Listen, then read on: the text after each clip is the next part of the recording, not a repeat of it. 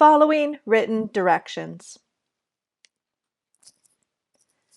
All kinds of trouble can pop up when it comes to reading and following directions, most of which are provided in writing. Sometimes students don't read them at all, or they'll read them for one problem and think that they are the same for all of the problems. Or they'll do part of the directions and not all of them. Or they'll find the directions confusing and then guess at what to do. Plain and simple, you lose points for this. Students can actually not show what they know because they didn't follow the directions. Please don't let this be you. Read the directions carefully and thoroughly, and then do exactly what they say. If it says circle the answer, circle it.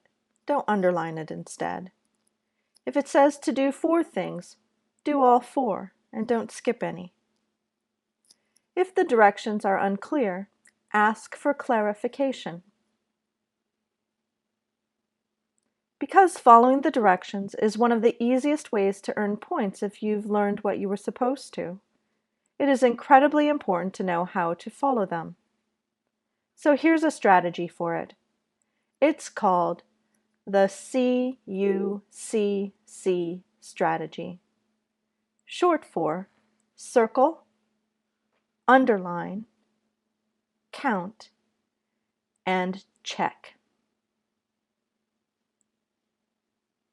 Okay, so let's figure out what the steps are to the CUCC strategy. You should use this strategy every time you follow written directions for tests, quizzes, and assignments. The first step is to circle the key words. Next, you should underline supporting details for the key words.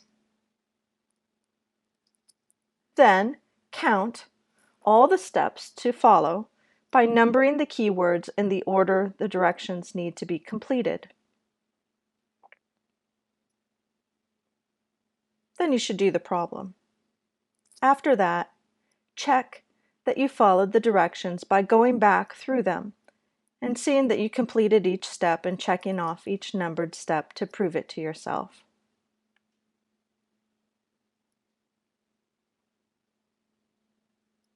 Let's take a look at an example. These directions say, the following question is made up of a word in capital letters followed by 5 words or phrases. Choose the word or phrase whose meaning is synonymous to the word in capital letters. 1. Cat. A. Dog. B. Kitten. C. Feline. D. Tom. Okay, so if I'm going to apply the CUCC strategy, I need to first circle the keywords. I'm going to circle the word choose because it tells me what to do.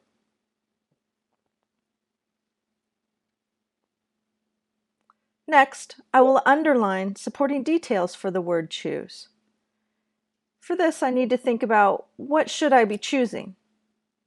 Okay, so I know I need to choose a word or a phrase whose meaning is synonymous to the word in capital letters. Okay, so if I have to choose, I'm going to underline word or phrase, synonymous, and capital. I want to underline a just right amount.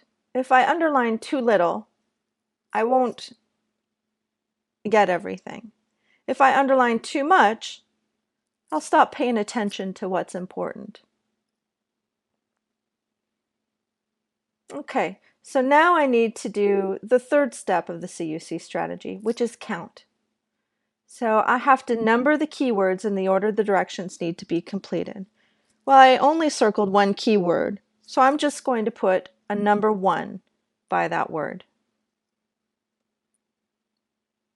Now that I have my directions set up, I need to do the problem. Okay, so let me look at it. The word cat is in capital letters, which means I need to find another word that is a synonym for cat, or a word that means the same thing. My first choice is dog. I know dog is let's say, the opposite of cat, so that's not it. Kitten is related to cat, but it's not the same thing because one is an adult and one is a baby. Feline. Well, feline means cat, but I better make sure that I'm picking the best answer and that D is maybe not the better one. So let me see. Tom. How does Tom relate to? Oh, tomcat. A tomcat is a male cat or a boy cat. Okay, so I think that feline is the answer. It means the same thing, it's synonymous with cat. So I'm going to circle that as my answer. Okay, now that I've done the problem, I need to go through and check my directions to make sure that I did everything. So let's see, I had to choose a word or phrase whose meaning is synonymous to the word in capital letters. Yeah, I did that. So I'm going to check it off. Now I'm finished with the problem. And that's the CUCC strategy for following written directions. Have fun with it. It will make a difference.